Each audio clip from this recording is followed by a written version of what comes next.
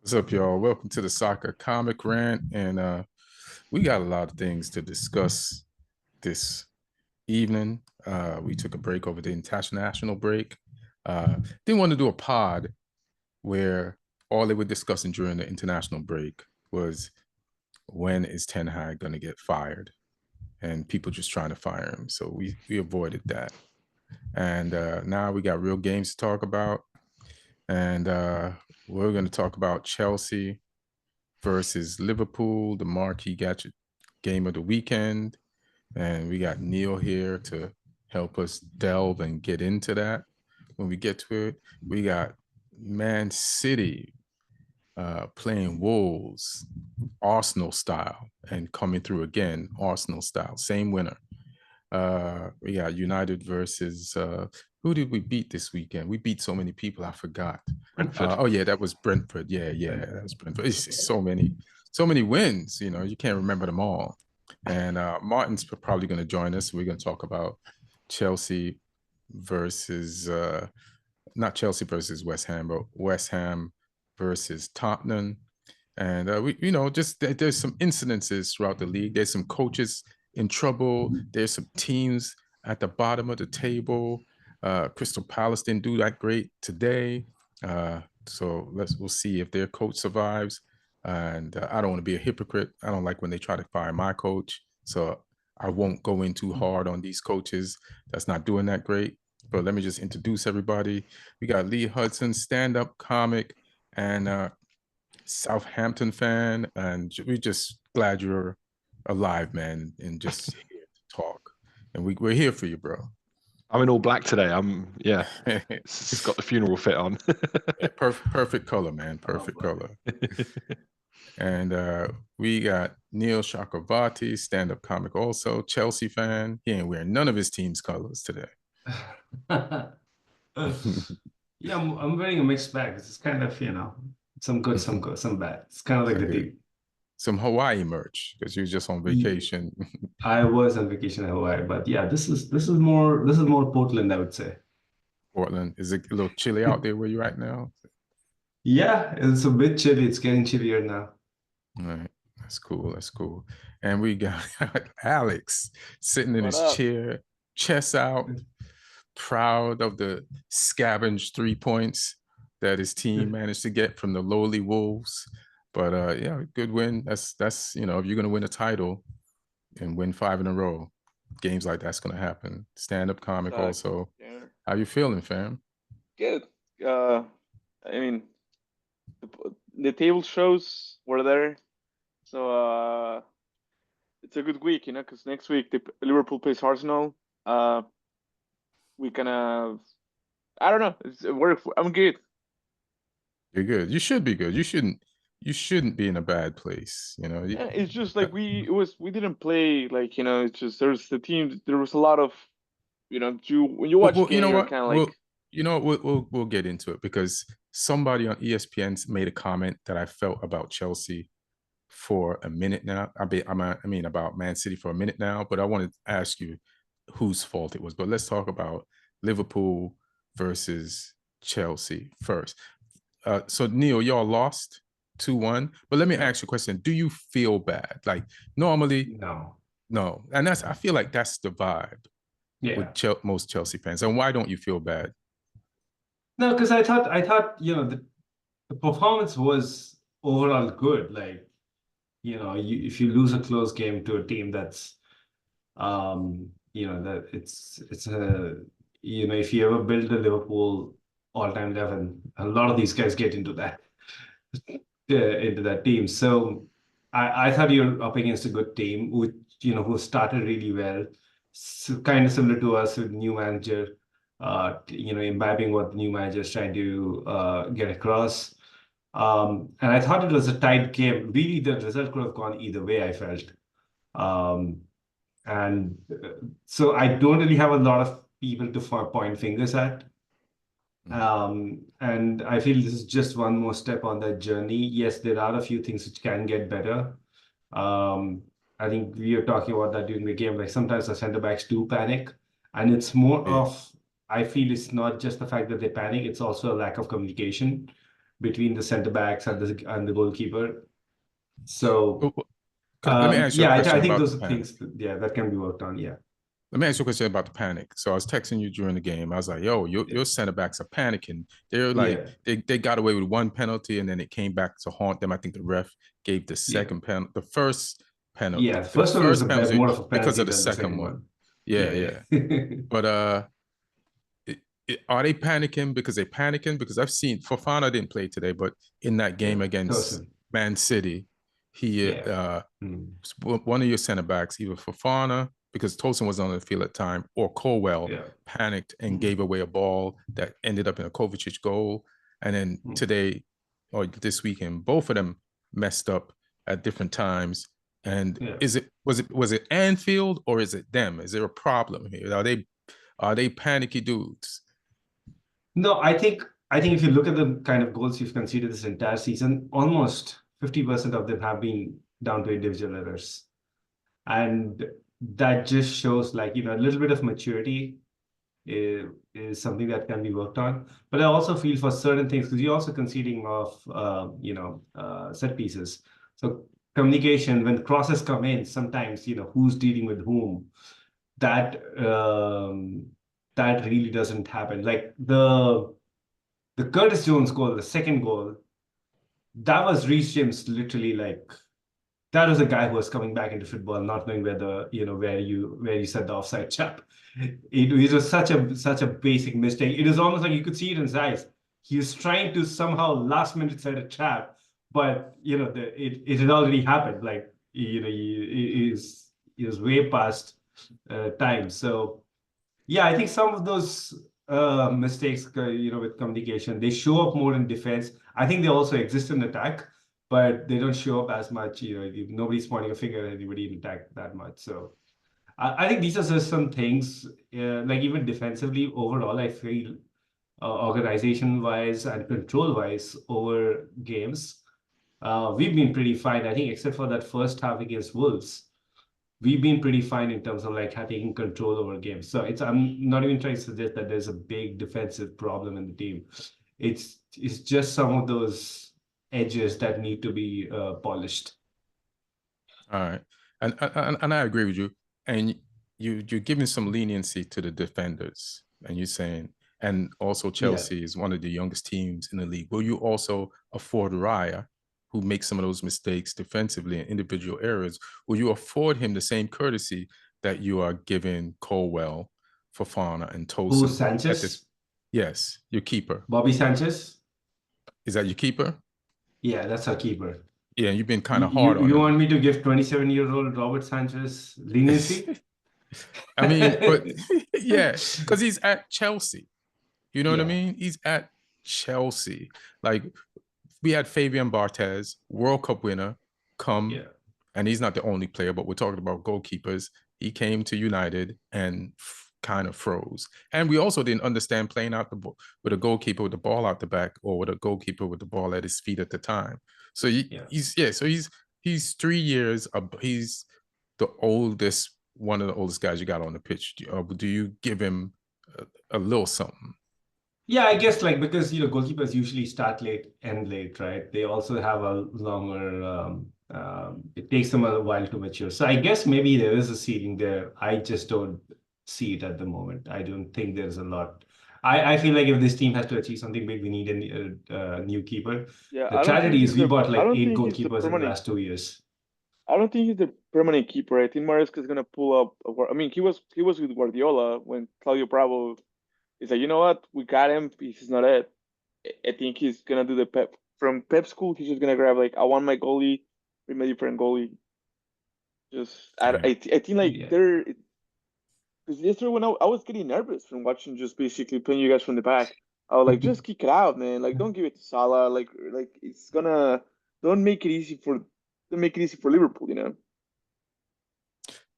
One thing I could say about the game yesterday, people were saying Cole Palmer had a quiet game, but I'm gonna give Cole Palmer's quiet game.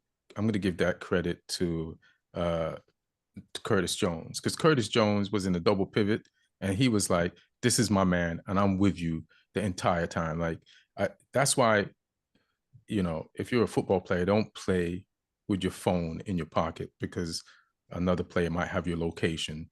And Curtis Jones had his location the entire game.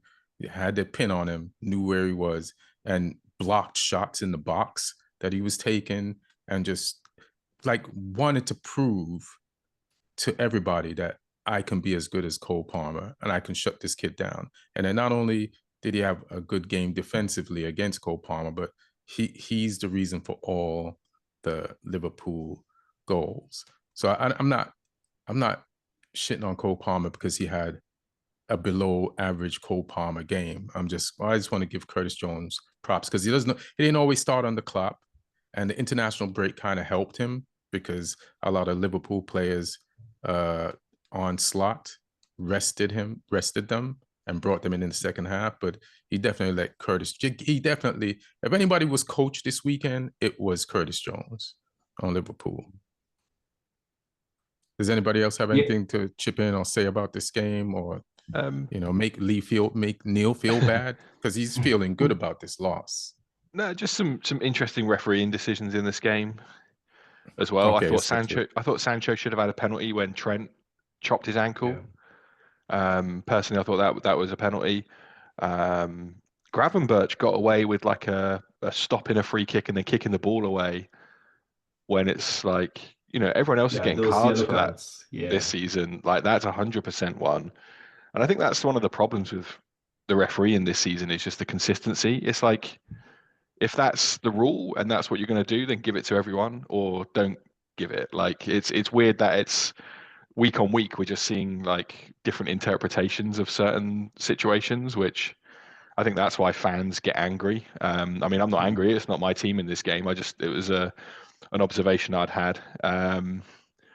But I mean, other than getting chopped down for that penalty, Jadon Sancho, he looked like the United Sancho in this game. I thought he had the wrong. It was like he had the wrong shirt on. It was he was just not really doing what he'd been doing for Chelsea so far. He was just getting the ball and just holding on to it too long, or dribbling down these blind alleys. So. Chelsea needs to, or Maresca needs to give him a slap and say, like, you're playing in blue now. Don't do that. But that's what I like about Maresca. He didn't wait till like the 60th minute, which a lot of managers do, almost like as if it's the rule of thumb. Like halftime, Neto's coming out, and he made some substitutions later. Which again, like you speaking of people who did, I think, play well, Enzo Fernandez needs to be worried.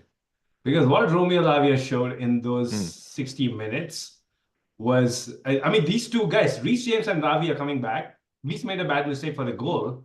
But other than that, both of them showed the quality they can add to this team. And in that double pivot, I really think that's the way to go. Have Lavia and Caicedo. I think both had a good game. Give the front four the freedom to do their thing and have Lavia and Caicedo behind.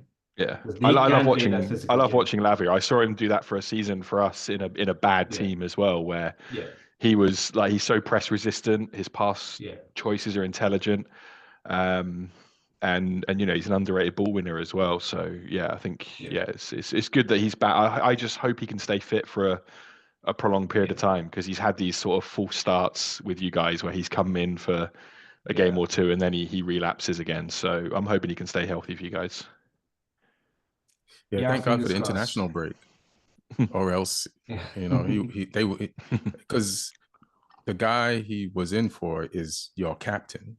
Well, your captain for now. Who was your captain? Did Reece James start as a captain? Yeah, Reece James. Right. He is the club captain, so if he's fit, he should be captaining. But I think Chilwell was the vice captain under Pochettino. I think that is what has moved to Enzo Fernandez now.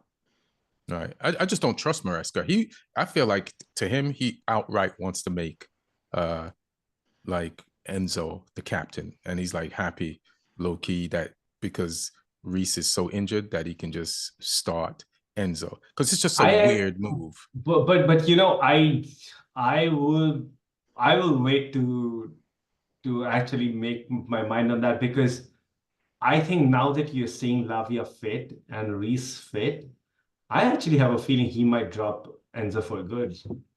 For real? Because he really likes Lavia.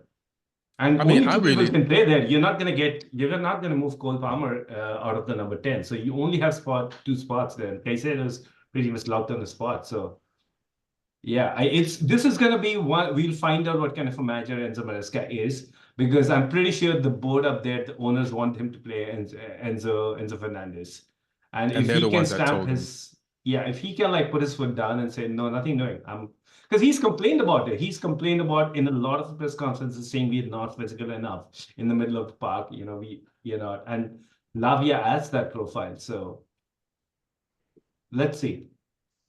Yeah, Lavia played for Maresca like under U21.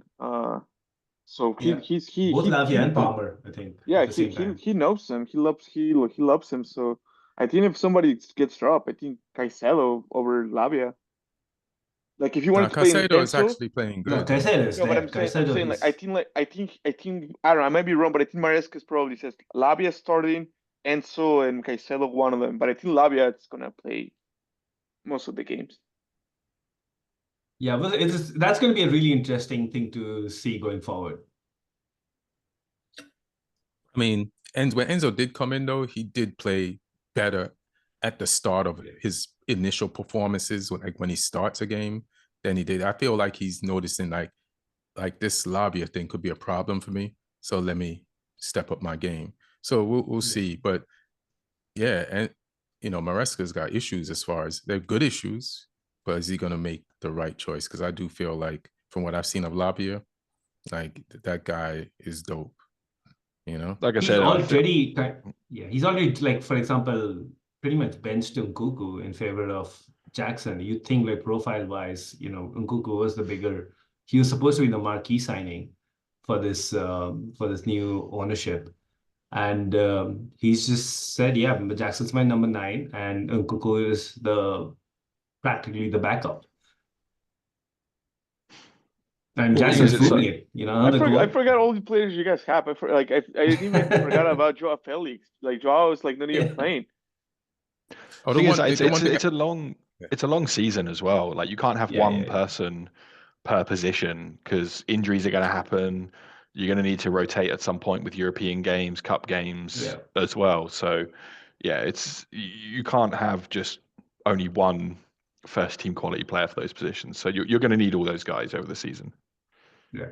At the beginning, when you start talking about Chelsea, you're not having any problems with Chelsea losing the game. Point fingers. I want to point some fingers at some people. We already pointed them at Enzo and Maresca for choosing Enzo, but he didn't have that problem this weekend. But I do want to point a finger at Neto.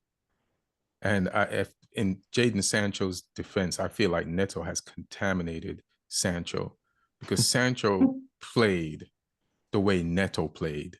Like Neto comes in, he's good. Like he's got pace and he can beat people, but he keeps his head down.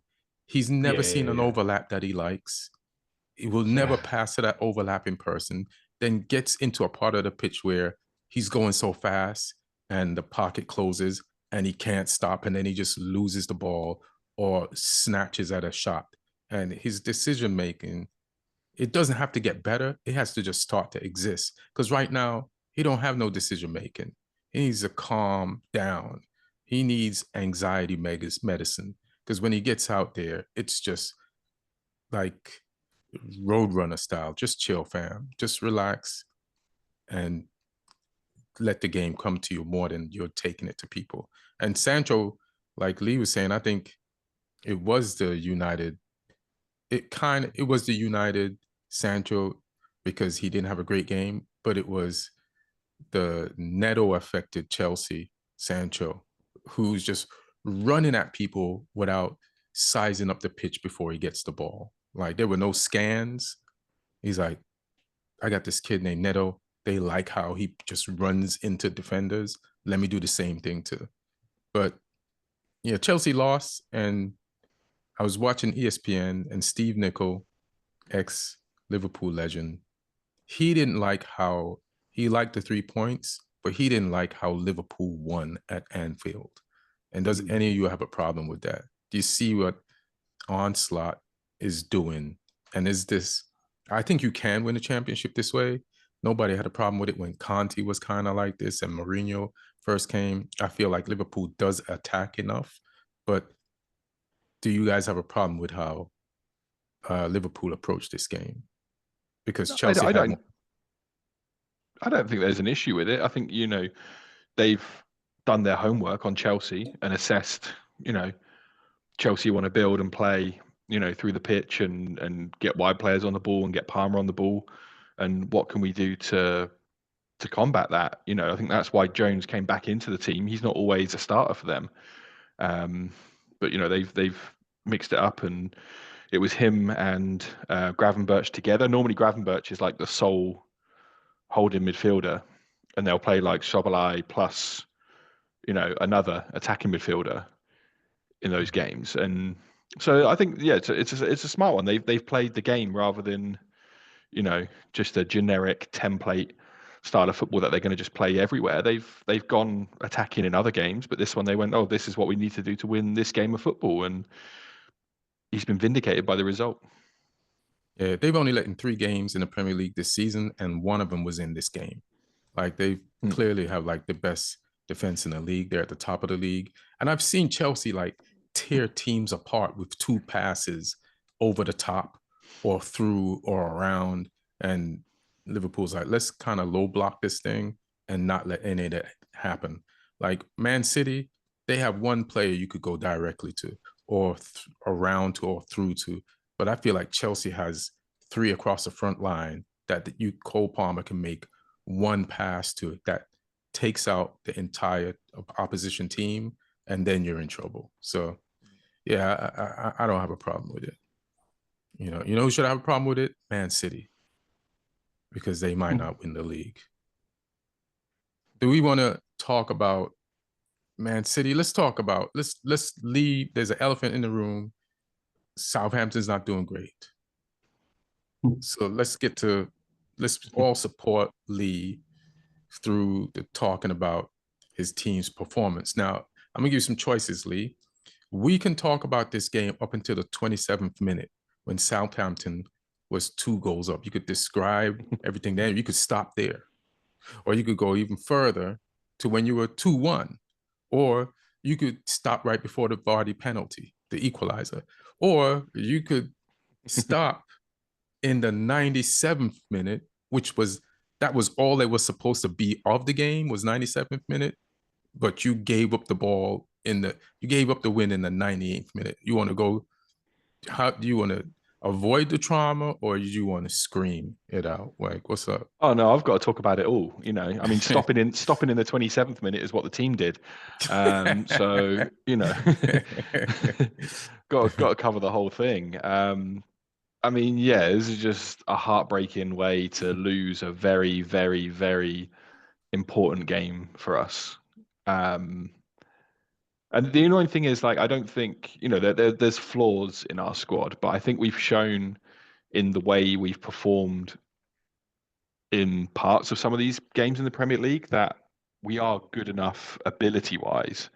The player, it's not the perfect squad, but we've got the ability there. I think mentality is the biggest issue, and that's a tough one because it's really hard to change that, especially when it becomes a reoccurring thing, because we had the game against Ipswich before the international break where we were winning 1-0 and then we conceded from a corner deep into stoppage time, and then in this one we go 2-0 up, and I'm like, come on, we can't do this, we can't throw this away. And then as soon as they got 1 goal back, I was like, oh shit, I know this, which way this is going.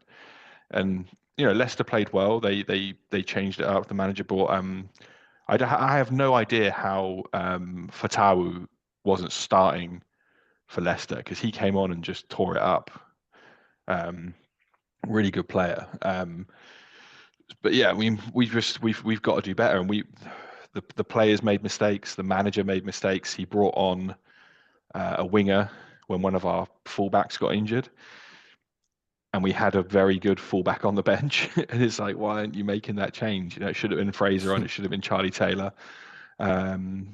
that was a fairly obvious one. And that was when we were 2-0 up as well. And then Fraser came on, he got beat for the first goal, and then he gave away a penalty for the second goal and got sent off. So it's like, well, that's just a bad choice of substitution. And do you think that was a pen? Yeah, but then I think we also had a way more blatant one earlier in the game where Paul Onuachu had his shirt pulled for like 5 seconds in the box, whereas like Fraser on Vardy was just a quick yank. Whereas like that was there. VAR had a look at it and said there was no consequential change. It's like, well, he's held him for 5 seconds in the penalty box. That is consequential, and that was at 2-1. So if we get a penalty there at 2-1 and score for 3-1, it shifts the momentum back in our favor. And so maybe that does change the whole course of the game. We still got to not make the mistakes we made, but it does change things. And the VAR official was apparently like some guy who joined the Premier League officials from the MLS, and hasn't officiated a game or hasn't been involved in a game any higher than League One prior to that weekend. So fuck that guy. Wow. Just a terrible decision. But again, like, I think the referee himself, Anthony Taylor, during the game was poor as well, because Vardy's caused one of our players to go off with a horrible tackle. As well, that was the guy who got subbed off for Fraser, who came on and got beaten and then gave away the penalty. Yeah. So there's that as well.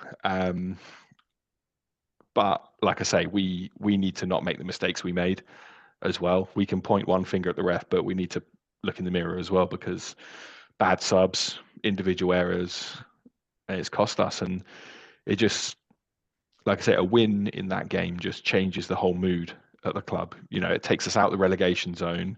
It just breathes an air of positivity in there, because we've not been playing badly in games. We've just been making silly errors, giving away goals, and not taking our chances up the other end, which you can't do that for too long, because that'll hurt you. It's gonna cause issues. And yeah, our fan base is really split right now.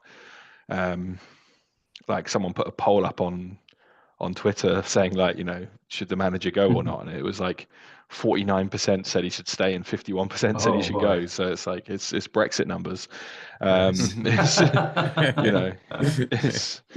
It's a lot. So yeah, we'll see. I think the next, we got Man City this coming weekend. I'm going to that game. Jesus. I'm trying to see if someone wants to buy my ticket, but I haven't been able to do it yet. Alex will buy them. But that one I kind of feel like it's a free hit. Like, no one's going to judge what happens in that game. But after that game, we have Everton and Wolves. And I think if we still haven't got a win come the end of that run, that's when, I don't think the manager's going to get fired right now. But if we still haven't got a win after those games, it might be, let's see what figure we have to offer Graham Potter to come. Graham Potter, yeah, I was just going to say, Graham Potter, he's now clearly out of the job, right? So. Yeah, I mean, he didn't get the England job, so he's. I think he was turning down jobs before that because he was maybe had his eye on that one, and that's gone now. Yeah. So, but I mean, if he holds out, he could have the Palace job, he could have the West Ham job. Who knows? If he's patient enough. But I don't think. I think those. Yeah, I think all of these clubs don't really want to sack the managers that they've got. But it's just a point where it becomes, it's like, how much time do you give someone? But yeah, I mean, personally, like I said, I would assess our situation at the end of that run of games after Everton and Wolves, because if we can't get anything there, and we haven't got anything against, Leicester at home, Forest at home, Ipswich at home, it's like, well, who the fuck are we going to get some points against? Yeah, you need to win some of these, get some of these 3 points, and also like take 3 points off some of these teams who we expect to finish between 15th and last place. 100%. Just so you know, Everton is picking up steam. They're not as bad as as they would have been a few weeks ago if you got them then. So don't be surprised if you don't beat them. And Wolves did lose this weekend, but it was to Man City. And speaking of Man City, let's talk about that bottom of the barrel 3 points you scraped up, and let me hear you talk bad about your team that won. Talk bad about my team? Yeah, because you don't sound happy. Now it's not a. I mean, I'm happy, right? Because like we got the points, but it's just I think like we had international break to kind of like, all right, we had international break. Let's prepare. Let's have like an alternative. All the teams are playing. A lot of teams are playing like low block against us. We don't have De Bruyne. We don't have Rodri. It's kind of hard to break lines. No one's really trying something different in the pitch. I see the lineup and I don't see Foden, and I'm like, great. I already feel like he's gonna be Wolves putting everyone in, parking the bus, and I mean, which that's what you got. That's what you do, right? Like in counter attack or something. And they executed the plan perfectly. They score early, and I was like, oh no, this is gonna be interesting. I think we had like 24 shots, like two or three of them. I don't know if somebody has stats or something in front, but yeah, we had like 20 plus shots, and but it's just like the people who always kind of like get the ball outside the box. I mean, I 22 love what. shots, Yeah. So 7 I on target. see 7 on target. Well, some part of that is just the ball. Ruben Diaz always has somehow Ruben Diaz is always open to take a shot, and he's taking them instead of how can we He thinks fix he's this? Rodri now. Yeah, that's the thing. Like, it's just how can we fix this to be in the position, have Foden or even Guardiola, who's taking nice. Like, I mean, Guardiola's a striker playing left back. Uh, how can we implement that more? Like, take more shots, but for players who can actually be more effective. I feel like that's the problem because that used to be the Bruyne, that used to be Rodri, but now teams know that Gundogan is not going to take a shot. Kovacic is not going to. I mean, they're doing it, but it's not really something that they look for. Let me ask you a question. Are you guys boring? Or is it the teams you play against make you look boring? Because like I was watching that game and I was like, man, I'm bored. I woke up 4:30 Oh a.m. for yeah, this. exactly. Oh, you woke up And at 4:30 to watch it? yeah. I don't know. I just like watching the games, you know what I mean? So I was like, Yeah. and I'm like, I, Or you woke I up an should hour have early to an I, hour 30 minutes early to prepare and stuff. I like that. yeah. You're Yeah, a make my tea, you know? got you. Ian, did you Yeah. wake up or did you just not sleep? I mean, I wake up. I woke up for it. What time wasn't Six. this the first game of Oh, I'm Saturday? sorry. I think it was I think it Or Yeah. was was 6 or 7. 6. it was the first game, right? Yeah. Yeah. So I mean 6:30. I woke up 6 a 5:30, 6 a.m., you know. And I was like, Was it a but why 4:30 this start? is Yeah. yeah. I'm like, this is Man City. Why am I bored? And this ain't the first time, but I just never said it out loud. But then somebody on ESPN was like, they were bored too. So I'm like, all right, it's not Man City's fault. They're like the other teams are playing low block, but No, it I doesn't think I think look I good. think it's like it's I will say 50-50. I think like we're coming too predictable that like I think like the 11 that we had, I didn't see like besides maybe Fabinho and maybe Doku on this once in a while, no one else is kind of like doing something different. It's just too predictable. It's just little pass the ball around, pass the ball around. But eventually, I feel like most professional football teams, if you're defending, you're like, okay, I don't really have to be. Yes, this is annoying. They have the ball, but that's just part of the game time. It's just we're not gonna touch the ball. Let them just pass the ball around.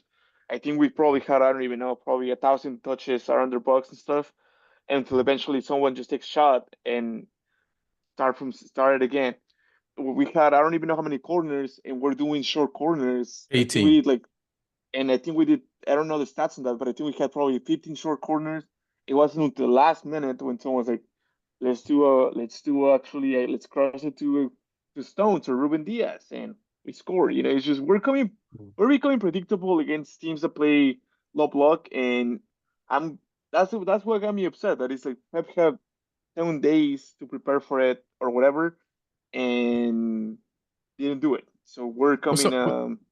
What's up with Foden? Why hasn't Foden was he injured? Didn't he play for England in the international break? Well, Like the thing is, I think like you kind of mentioned, right? Like that, not having like a legit CDM, like somebody that has full trust of Pep. Pep has to play Gundogan and Kovacic for him to feel safe that there's a midfielder there, and now we're basically sacrificing Foden I will be okay with basically taking out Doku for Foden, but I think Pep wants that. I think Pep wants Doku and Sabinho to be able to take players one-on-one or something. So I think that will be the solution on winter break. Go spend some money. I mean, it might be your last year. Bring a good center defensive mid that you feel that you have trust on, and put Foden in the middle next to either Gundogan or maybe once De Bruyne comes back. How many of y'all think that City's winning goal was legit? Was the ref? Was it offside? I see your face, Lee. Like, so whether you're being honest or biased, I want to hear what that smirk is about. Lee is the most honest man in the UK. We discussed it so many times for It's a tough one because it all happens so quickly in that area. And for me, I think by the time the contact is made with the ball, he's not interfering. He's interfering before that comes in. He's backing into the keeper. But I don't think that affects his ability to get to the ball because he's not going to come and take the cross. So he just backs in. He's a nuisance by doing that, which you legally can do that. It depends what you're doing. He's not impeding the keeper getting the ball at that point. And then he's clever because he moves away and ducks. And I don't think at the point the header's made that the keeper would have made that save if he wasn't there. So yeah, go ahead. Personally, I think it's close. It's very, very close. But I think that the speed it happens, like it's just about legal. Yeah, it's just about legal. But I do think he helped make the goalkeeper go one way, like by dealing with his contact, and then there was a moment of reset. But by the time you reset, then the ball's coming at you, and that's all the footage they're looking at is the ball coming at you. And where Bernardo Silva was, and he was ducking to the side, like you said. It was funny when they showed the referee going to look at the screen, and Grealish is like, he's this short. He's a he's a Portuguese elf on the shelf. There's no way he got in the way of that. Well, the thing is, as well, is I played obviously years as a keeper, and whenever someone wanted to come and do that, like one of my defenders would just come in and be like, "No, let's get this little fucker out of the way." Like there should be someone doing that as a keeper. If you want protection, like one of your teammates needs to come in there and just manhandle him within the rules out the way. Just get your body in between there and get your arms out and be like, "No, you're not touching my keeper." Because as a keeper, what you want is a clear route to either make a decision whether you're going to come for the ball or whether you're going to set yourself and prepare for an attempt on goal. And having a player around like that, who is especially one who's going to be clever like that and back into you and then move away and then duck, it's definitely affecting the keeper. But like I say, I think it was just about legal. But more people are trying to fuck with the keepers on set pieces now. Arsenal have had those corners where they've been absolutely barraging the keeper. It's like you got to find ways to combat it. Coming from Lee, if Lee says that's an illegal goal, I'll be okay with Lee saying that. If Lee says it, but you would still take the 3 points. I would still take the 3 points, but I'd be like, Lee's right. It was an illegal goal. But when I hear from Arsenal fan TV guys saying like that should be allowed, I'm like, are you kidding me? Don't you watch your team? Literally, you have 3 guys backing into the goalie. So I think they're gonna, and I mentioned this before, I think they're gonna have to be some kind of precedent. Like the rule might have to change when any contact to the goalie. Nah, just leave it. Let's not change it just because. Just leave it. We have a defender coming and help you. Well, yeah, I think like it's more about like they're already touching the goalie before the ball's in play, because Bernardo was kind of like fucking the goalie, moving him before the ball was even in contact. So I think like that's when you're kind of like, hey, as a ref, the ref goes and says you cannot touch the goalie, yellow card. Don't touch him until the ball's in there or whatever. But everybody's touching everybody, and the goalkeeper's one of the defenders. So why not? because I think like that's what the rule says, right, Lee? Like inside the little box, like inside the box, you cannot be touching the goalie or something like that.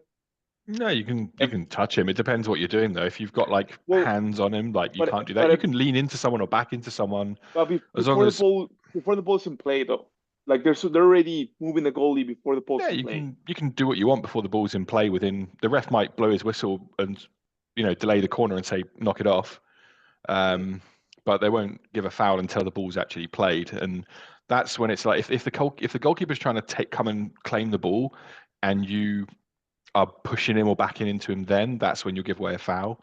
But like I said, I thought Bernardo was clever in how he went about the whole situation. And for me, it's like I say, it's just about legal. And he I'm was not just there saying that for a because while. I'm It's glad like Wolves dropped points. Like Lee's point about somebody else should take care of it.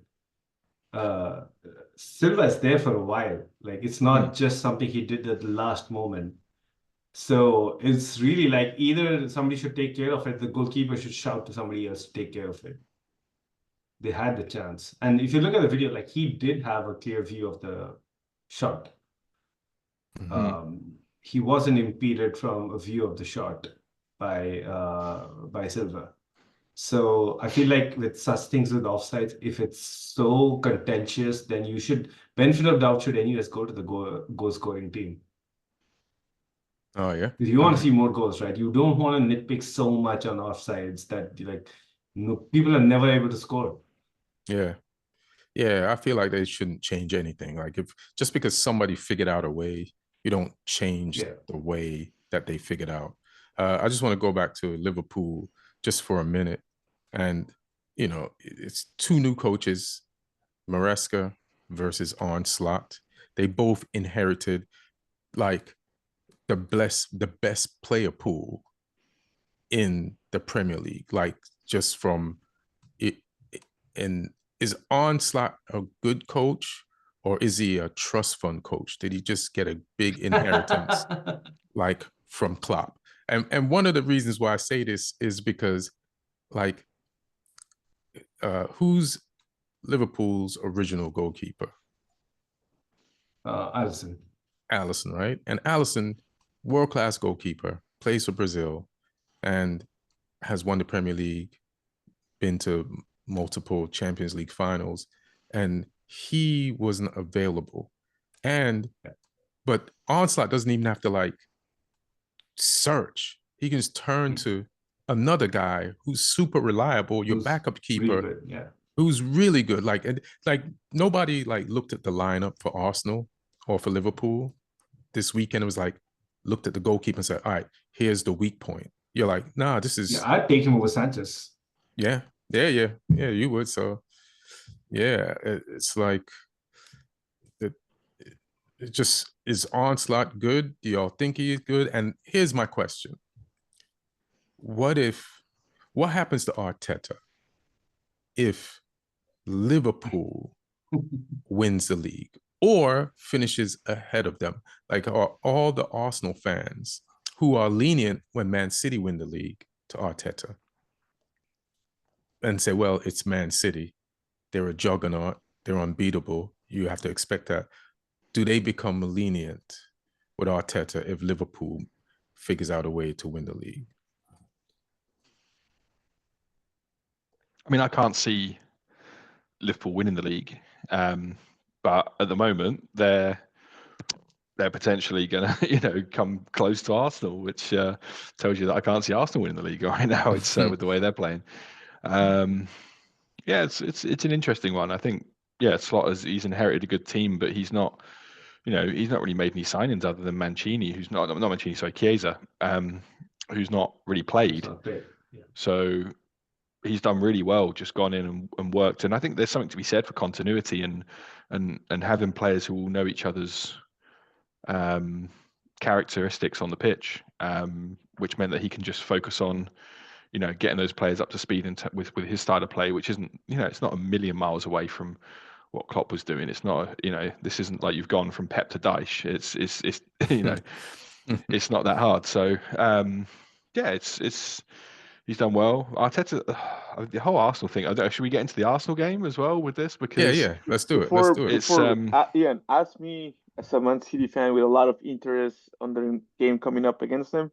What am I going for? Arsenal or Liverpool? Ask me, like, so I can clip it and post it. You're rooting for Arsenal or a draw. Liverpool. Yeah. Why? Yeah. Because you think they're gonna fold later? You're Correct. more worried about Arsenal? I think like if Arsenal falls down now, like they're done. I think like Liverpool, because of I don't know. I just feel like Liverpool. I think like that coach has not been in a race with Guardiola. Arteta has, and he might be. I don't know. I'd rather have Liverpool. I think they might fall. They might not have like such a big squad. I feel like Arsenal. I just want them be done early. You know. They do have a big squad though. The squad Liverpool? they Liverpool, yeah. Look at that squad. They got depth. Maybe in defense a little bit, they might be a little questionable, but they got depth everywhere. There's a kid named Harvey Elliott. They ain't even been on the pitch yet. That kid can ball. Like their midfield is stacked. They got 2 forwards for each of those positions.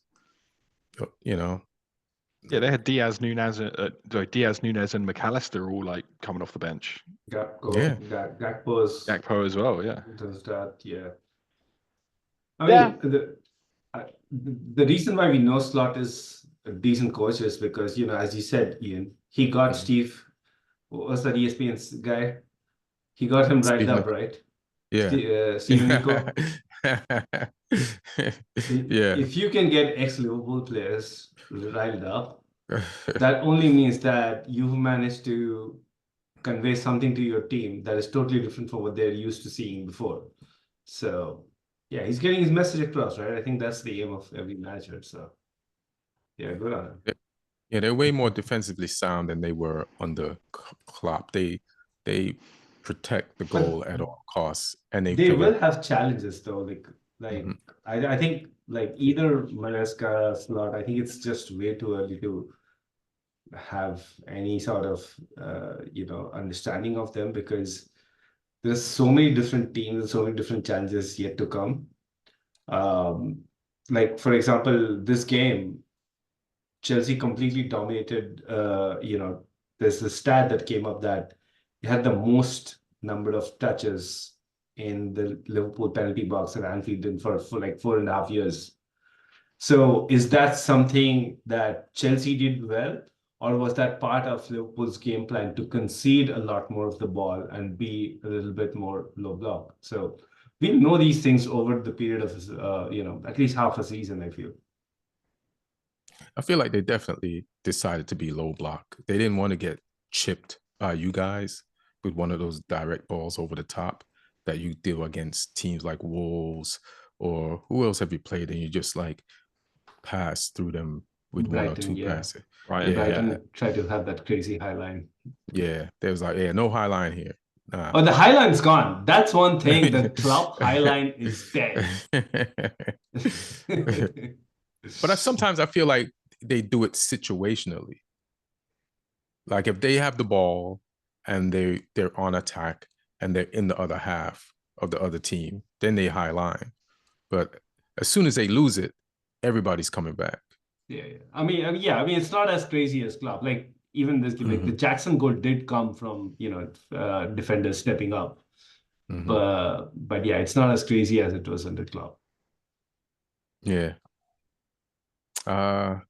So what game we talking about? The Bournemouth, Arsenal. Yeah. All right, what you got, fam? I mean, the lineup was interesting from Arteta as well. Just going with that, like try to be solid in the midfield with Marino, Rice, and Partey.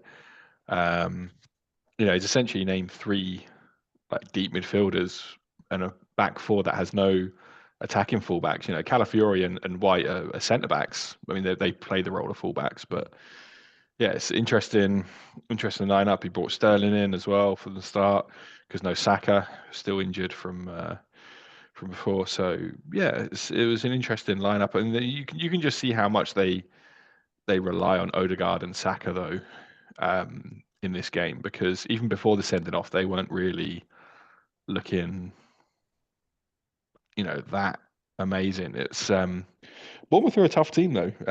We found that out the other week. It's but I mean every game's tough for us, so don't really say that much.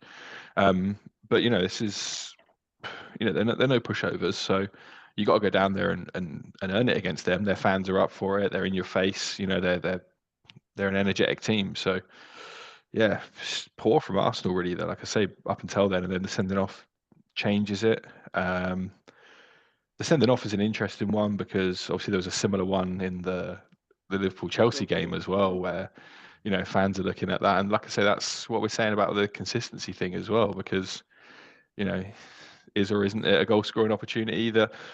Both of them, I think, are they're interesting because they're such a long way from goal, and I don't think when it's that far from goal that it's a clear goal scoring opportunity, because the player running onto it is running with the ball. Defenders obviously without the ball will be quicker, and there's a long way to go to get to that goal. So in my opinion, I think reds are too harsh in those situations. So the yellow that Tosin got in the Chelsea Liverpool game was probably right, and I think it should have been the same for Saliba in this one. But with that said, if you're the last player and you decide to put hands on a guy who's spun you, you're opening yourself up to that possibility that the ref could do that, because there is an argument for it. So it's like I said, I'm not in a camp where I'm like, that's definitely a red or it's definitely not a red. But for me, it's like, I don't think it's that clear when it's that far from goal. But if you touch someone who spun you, you're leaving yourself open to it. I want you to continue talking about the game, but I just want to jump in on that. I wanted it to be a red because it wasn't whether it was fair or not. I just thought it was fair enough. And another reason I wanted it to be, or I agree with it being a red, is like, why would this guy panic like this and do this unless he really thought it was a goal scoring opportunity? And I feel like even the ones that are yellow, can't hit, you're on mute, Neil. No, saying even Raya thought so. He was backpedaling. Yeah, he backpedaled to the goal. Yeah. So, and I feel like even the professional fouls that Pep created, like they're all goal scoring opportunities, but it's just because other players are behind them. So the only difference is, are you the last guy or not? And there was enough. I feel like, who was playing wide? Was that Rice? That was Ben White. Ben White. Did Ben White play this game? Can't even remember. Yeah, he was right back. Yeah, I felt like he would have got there, but I was just more intrigued that he got sent off. And I was like, this, because even though Arsenal had a rough start to the game, not a typical Arsenal start, because I've always just been impressed with Arsenal start since this Arteta Arsenal turned into Arteta's Arsenal. But I feel like they would have eventually got it together, because Mourinho is new. He hasn't played with them. He came in, had one practice, broke his shoulder, and then been out. And then now it's time to get back. So, but yeah, this was a perfect opportunity for Bournemouth to beat them. What else were you going to say about this match in particular? Just that it was nice though watching Arsenal get outdone on a set piece. Oh my god! What I was gonna say, that was the sweetest thing. Because there's been all the talk about their set pieces and stuff, and then that was a sweet piece of set piece engineering right there. Because that touch at the near post had to be perfect. Yeah, that near post touch had to be perfect. You can't, it's such a hard piece of technique to do as well on the one touch flick to try and put that perfectly into the other guy's path to just step into it and strike it. So credit to Bournemouth set piece staff, because that was a quality piece of work there to do that. So to big them up. Ian's going for a wonder. Yeah, and like you said, it was so nice because after so many goals they score and stuff, kind of like it's like we're gonna beat you with your favorite weapon, with your favorite out of your arsenal. We're gonna beat you with your favorite thing to do. You know. Mm. Yeah, love to see it. I just love to see inventive set pieces as well, and unless they're against my team in the 98th minute. Tell me about it. But yeah, just a great, like I say, you got to tip your hat to Bournemouth in that situation because they played that perfectly. Yeah, that was pretty beautiful, and that's this thought that did cross my mind too. It's like, oh, Arsenal got done on a set piece. Good. Now you know how it feels. And it was some of the subs that did that set piece and involved in the goal, and some of the subs involved in the other goal. So, yeah, Bournemouth is tough. They're gnats. They will get at you. They've always been a problem, even when they got into the Premier League a few seasons ago before they went down, and then now they're back. And yeah, man, I would, as a United fan, I don't look forward to playing Bournemouth, but with United, we don't look forward to playing anybody these days. So it's not much for me to say. But Arsenal lost. Now they got to play Liverpool next weekend. Let's just talk about the Arsenal-Liverpool next weekend. Who y'all got and why? I think Arsenal. Yeah. At home. Yeah, at home. And I think, with a bit of a chip on their shoulder, yeah, I think they're going to just shade it if it's not a draw. It's going to be tight. I'm either saying 1-1 or 2-1 Arsenal if there's going to be a winner. Who else? What y'all got? I feel Liverpool because of they just have these really like somebody like Salah will just score a goal out of nowhere or create like the magical assist out of nowhere. I mean, if Saka steps up and does that could be possible, but I just trust somebody like Salah way more in these big games. And because I feel defensively, both teams are going to be pretty solid. They've both been very solid this season. I think they're going to cancel each other out. I feel like you could score on Arsenal. You could get one. You can get one of their players sent off first, and then maybe. Yeah. It's They've had like 3 red cards in 9 games. Yeah, like they had this stat where they had like the most yellow cards last season, but none of them affected them as far as we know game-wise. But now they've upgraded those yellows to reds, and those reds have affected them for points. So I don't know what's going on with Arsenal. Arteta needs to have another light bulb talk with them. Yes, and let them know that should affect points. Someone pointed that out, that Arsenal has been playing like a very, it's been very subtle, but they play like a very aggressive and kind of like a very style of football, which kind of similar to what we talk about Pep doing spar fouls, except like Arsenal, they do a little bit more aggressive, so they get more yellow cards. So I think like you said it, like those yellow cards are turning into reds, Yeah, they've upgraded actually, it. That also means Saliba is out for this game. So that's another thing when you're talking about like how these two teams match up. That's a big loss for Arsenal. Saliba, I don't know if Saka's going to play. I don't know if Odegaard's going to be back. They have no creativity. I feel like it's going to be at Anfield. So if not Anfield, it's going to be at Arsenal. And if Liverpool had no problem playing defensively at Anfield, they have no problem playing defensively at Arsenal because they have an excuse. And I think it'll be either a draw for Liverpool or a win for Liverpool. I just think because Liverpool ain't giving no goals up. They just ain't. And they take their chances when they get them.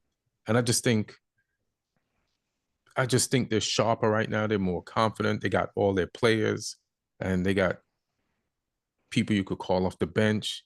And they know. Let's see. I just think, just based on those factors, that it's a win or a draw for Liverpool. Here's where I think like Arsenal is not gonna win. I think like I don't think I've seen Arsenal win games that actually kind of like when you have to go and win a game, against like go and beat Man City, go and beat Liverpool. Normally they don't. Normally I feel like they're better when they're kind of like when they compete. They win results, but I think like it's like the team that like we talked about before, them defending. So I can see Arsenal playing defensive instead of actually trying to go out and trying to win it. Then it's going to be a draw, or they're going to lose. Yeah, I don't see Arsenal winning. Yeah, me neither. But shit can happen. Let's talk about the United match. We won. We beat somebody. Thank you. So the congratulations. Like, I don't know what the people who work furiously and energetically or every week to fire Ten Hag, I don't know what they're going to do this week.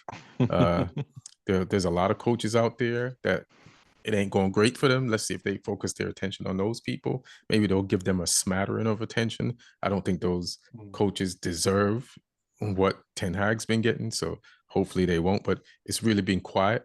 Just even before I talk to the game, like I'm watching this thing on Sky, and the clip on YouTube says, Ten Hag says media has been creating fairy tales and lies. Then they go to Carve, and he's like, I don't know what Ten Hag is talking about. Didn't Man United didn't during the transfer window before the season started, didn't they look for other coaches? Carve, you know damn well that's not what Ten Hag is talking about. That's not the time he's talking about. He's talking about during this transfer window, you guys were outside the Manchester United meeting that was already pre-planned, waiting just for somebody to come out and say, all right, he's gone. And you guys had a list of replacement coaches ready. You had betting odds and it didn't happen.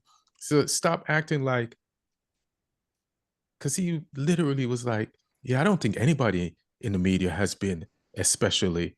And then he's like, get the, So just listen, sometimes, mainly really when the Tottenham game happened, I was like, maybe he should go. But before that, I've been full Ten Hag. And I'm still full Ten Hag, right now, because I see some of the things that he's doing. And even in some of the games in the beginning of the year when we had some difficulties, you could see things changing. And I like what Benny McCarthy said in an interview last week about how good of a coach he is. I do think Ten Hag needs to add an emotional component to his coaching, like a power of persuasion, because Lee was talking about mentality, like how you could see sometimes your team loses its mentality and you need like a person to give those dumb light bulb speeches, that Arteta did. Like I'm laughing at Arteta, but I secretly wish Ten Hag had some Arteta in him. You know what I mean? Like at least Arteta motivates his squad every week to just start on the dime. You know what I mean? Like, and to be persistent even when Arsenal goes a goal down. Besides these red card games, before all these red card games, they'll just you just watch. They're gonna fight and come back. So just going back to this game, I feel like we had the better half, and De Ligt early on in the game got injured, and he's bleeding like Braveheart. It looks like Halloween makeup. You know what I mean? Like it's like, is this his costume for Halloween? Is this what he's playing in? Because it's all over the jersey. And I don't know how you get a head injury by hitting somebody's knee and you get called a foul on, but that's what's crazy. So they get a free kick in a dangerous area against us. Thank God it didn't go in. So the guys didn't patch up De Ligt, and fine, they should have patched him up. You know what I mean? I get it. But then right at the end of the half, extra time, the ref is like, hey man, you got to get out the game. And it's like, ref, you're about to blow the whistle to end the half. Why don't you just wait? But he's like, nah, get out. Then these dudes get a corner and head it in. And De Ligt has been a monster in the air for us on attack, on our set pieces, and in defense for us. And it was clear his absence gave Brentford that goal. And then we go in the first half, a goal down. And all the bad feelings, all the bad luck of the season, you're like, look at the timing of this. You're just like crushed, you know? You're like, and you're like, they're going to lose. The media's going to be at Ten Hag, and they're going to ignore the fact of what just happened. And this was an opportunistic time for Brentford. I don't blame them. They took it. But talking about emotions, the team was pissed in the locker room. Ten Hag said it, and they came out pissed. And that's where, like, if we could have some shit happen every week where the team gets pissed, where you get so angry that you forget that sometimes you lose your mentality, the type of anger that just floods you with like, fuck this shit. That's how we came out. And instantly we scored a goal. And Rashford, I looked at that goal for the draw to make it 1-1. I don't even know. I've seen Rashford make that pass, but with way more room on the pitch. And the mathematics of it and the connection by the Argentinian kid to like connect and just put it one time in the net was pretty bananas. And so I think the Argentinian kid had a great game. I think Rashford had a great game. I think Bruno did some stuff where he himself would come short and get the ball from the players in the back when we're being pressed and like calm it down. He didn't try a lot of that Hollywood shit. Like, oh, a pass. Let me see if I can like pin this like a quarterback in the NFL to this guy in this impossible area of the pitch where there's no room for it to get. He's like, all right, let me just make these short, easy passes, which is, we needed to control the game, you know? And that's what Bruno did. And then he got his chance to make his Hollywood pass when he made the pass to Højlund, who professional finish, calm, cool. And that's the Højlund that I saw in LA when we played Arsenal and he scored that goal and then got an injury and went right off. Like, that guy is ready to erupt. And I can't wait for him to play more games. Like, I could tell during the preseason that he got ready for this season and he showed us a glimpse of it. Then he got injured and he's been unavailable, but now he's available. So I can't wait to see more of that. And as far as like him also coming short and turning defenders on the regular, and I know a lot of people don't like their number 9s out of the box, but he was doing some Harry Kane shit and getting the ball wide to Garnacho. So Garnacho would have these isolated chances. So yeah, like Onana was doing better as a guy, joining the defense and adding and making us have that extra player to pass to so that we can beat the press better. And I just like our setup. It was 4-4-2, and we just wouldn't let them penetrate us and run us ragged like the system from last year. So those are the things that I see are growing. It might not be the most exciting play, but it ain't, it's way better than like what we were playing before, just more solid. And then I feel like the more you play it, the more you figure out how to attack more and get some goals from it. Like, I was making fun of Man City earlier about how boring they look and their football don't look great. But at least when their football don't look great, you win. It's worse when your football don't look great and you lose. So yeah, man, United, we got, I think, Fenerbahce this week, midweek, for Europa League. So we got to play Mourinho. But yeah, I like what we did the last 2 games. I'm feeling it. Good. I'm sure you're happy. Yeah, I did like that little. I did like that little Bruno touch on the Højlund goal though. Like the guys touch on the Bournemouth corner against Arsenal. It's just one of those ones where it's like, yes, you have to get that perfect for it to work, and it's such a hard skill to pull off. And I think that's Bruno's first goal involvement, isn't it? I think. Not sure, it might be. I mean, because I know he was getting some stick for saying that he hasn't had any goals or assists for like a long period. So yeah, but I mean, like, even when I watched him against Southampton, like, I could see his quality.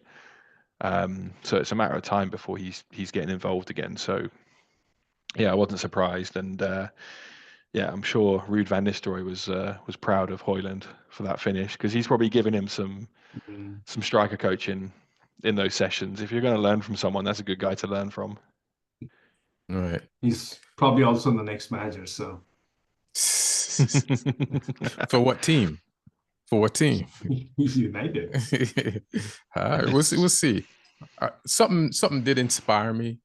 Saturday night or Friday night, I watched. They have this series on Peacock.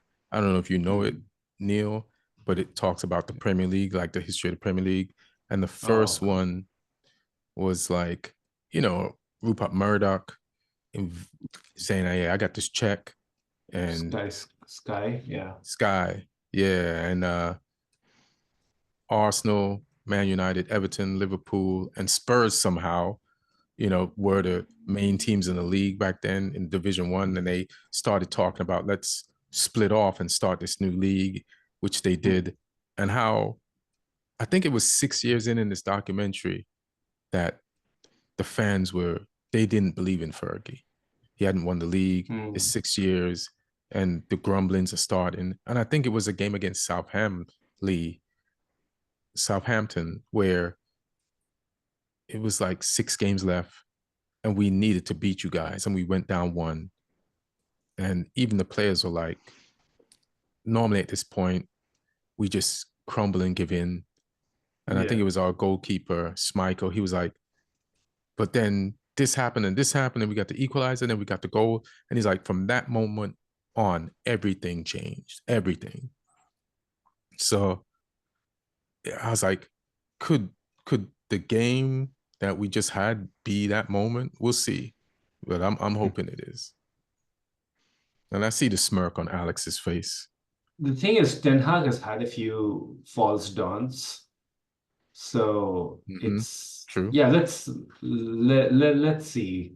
The problem is, like, you're never gonna have a situation what Ferguson had, where you can go multiple seasons without.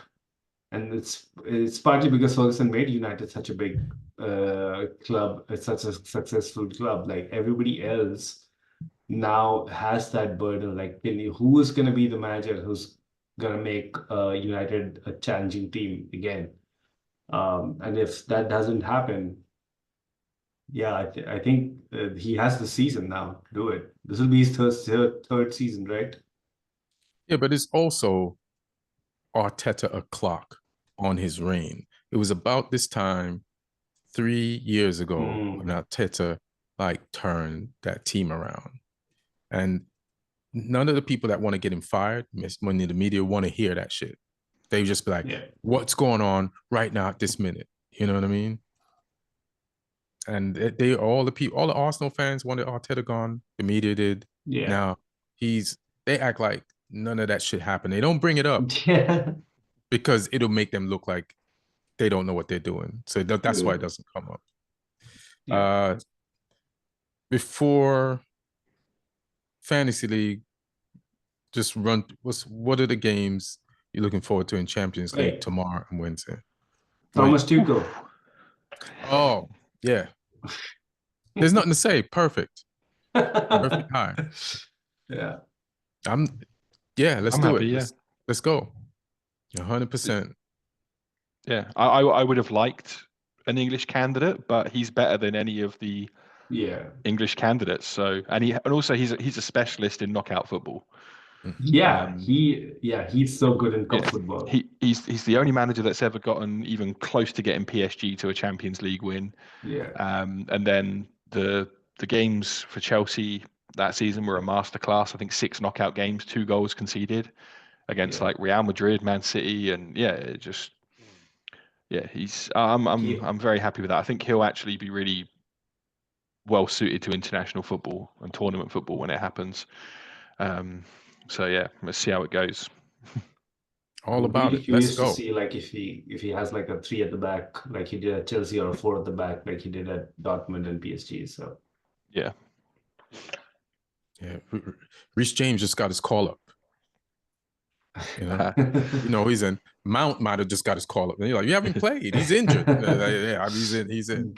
So yeah, there's a lot of the funniest thing is like all of his favorites, like English favorites at Chelsea, they're all out of the picture right now in England. Like Mount, Gallagher, Reece James, Loftus-Cheek, Chilwell, they were all his boys, and they're all out of the picture right now, like combination of injuries and form.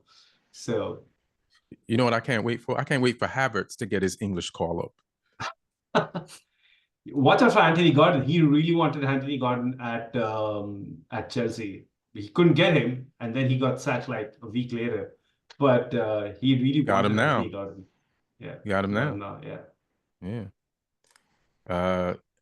You want to mention Pochettino losing his first game for the US, which is fine. Well, he won the first game. The second one, sorry. Yeah, beat Panama in the first game, and then first US loss to Mexico in 5 years, I think.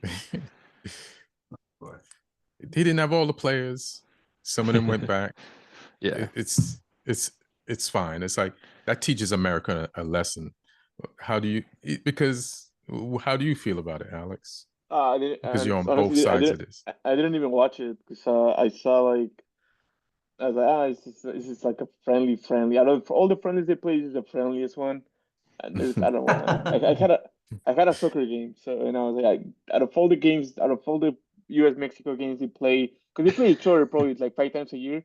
This is the one that it's not really worth watching. Yeah, I didn't watch it either, and I didn't care either. So why would I care about the result? And I know there's going to be people ranting and raving because that's what their job is, to rant and rave, to Stephen A. Hudson this shit, and it's Stephen A. this shit, and it's like, why am I going to waste my energy on that? It's going to happen. It's going to happen. What I see tomorrow, Real Madrid versus Dortmund, is probably the tastiest fixture. Last year's final. Bayern, Barca on Wednesday will be big as well. I think in terms of a game to watch, RB Leipzig against Liverpool will be really fun to watch. Also, like low key, don't sleep on Leverkusen versus Brest. Brest have been playing well in this Champions League. They're like one of the surprise packages. So against Leverkusen, I think that'll be fun. Villa Bologna will be fun just because it's nice seeing Villa, playing in these occasions. You got a battle of the PSs. You got PSG versus PSV. So yeah, it's there's some fun games, but I mean the two Spanish and German matchups are the two biggest for me. Obviously Real Dortmund, Bayern Barca. It's they're two games that could easily be finals. So I'm looking forward to seeing those. Hansi Flick goes back or invites Bayern back over to Barcelona. And they like old club. Yeah, Lewandowski, yeah. And I don't know if you've seen what Barcelona is doing in the La Liga, but they are on one. This is what they're doing. Like normally you would know, like you could probably name all the Real Madrid players without watching Real Madrid because they bought those players and they're name brand players from other leagues. But most of the Barcelona players, because Barcelona has been so badly run and they broke his shit, they've actually been forced to use their academy.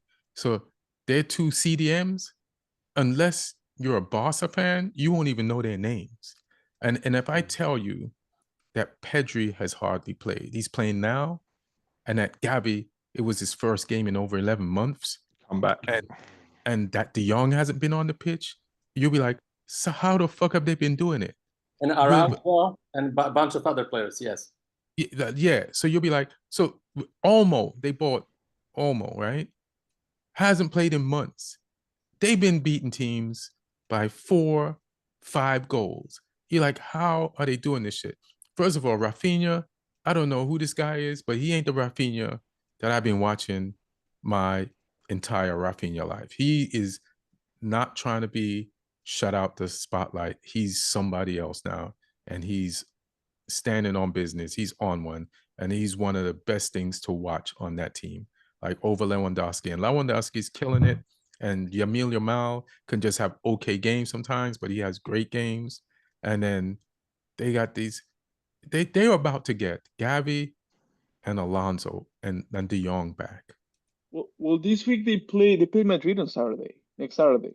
And the El Clasico is this weekend. Yeah. So it's like this is like a week, like a good week to actually kind of. I mean, they've been playing well, right? But they got Bayern, they got Madrid.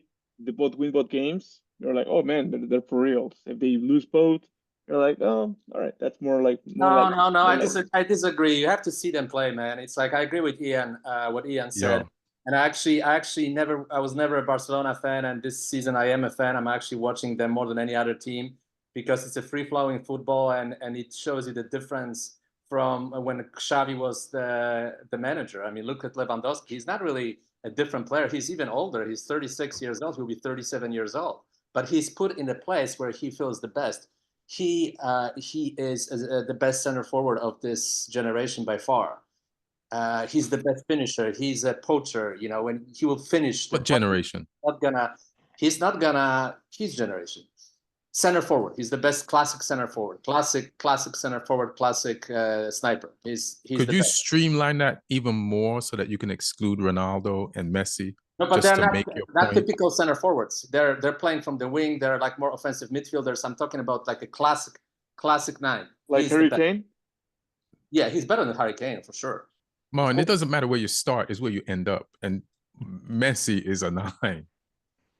I mean, Messi is a better player. Ronaldo is a better player, but it's not a surprise that Lewandowski now advanced to the 3rd position in the all-time ranking, the most goals in European leagues, major European leagues, just behind Messi and Ronaldo, because he is the number 3 of this century, behind those two. And Hansi Flick just knows how to play him, how to utilize him. He has got Yamal and Rafinha. They're doing all the work, and Lewandowski is finishing those plays. That's where he's at his best. Even in the national team, he was always at his best, where he was in the box finishing. When he has to go back to fight for the ball, where he has to press, where he has to do all this additional stuff, he's not going to be as effective. It's just simple as that. That's not his game. And Flick proves that he's an absolute elite coach because he puts him in the spots where he only scores. Most of the goals he scored this season are the typical sniper's goals, where he just was at the right time, at the right moment, knew how to finish. That's it. But that's exactly what a center forward should do. And to your point about the young players, yeah, they have so many injuries, you know.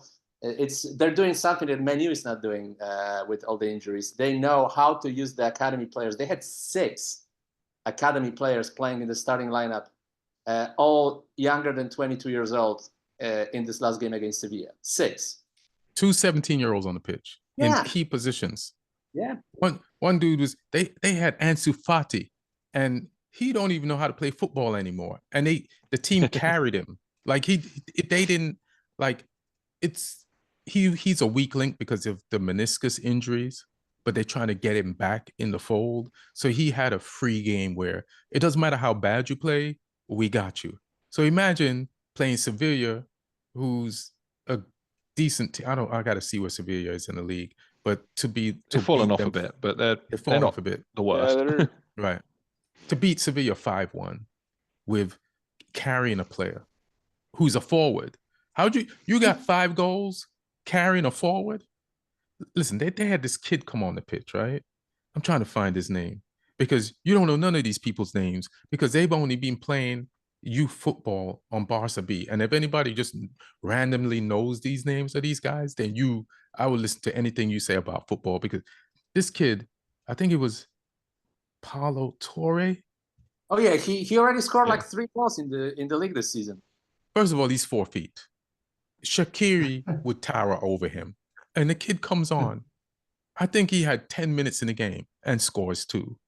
And it's like, he was a miscellaneous. They only put him on because they have another game coming up midweek and another one at the weekend. And it's like, who can we play that we're not going to play midweek? And it's like, Paulo, and then he comes on, so he's creating problems as far as it's crazy. All right, I'm sold. I want to watch the game against Bayern. Yeah. You know how you guys win, but you look boring?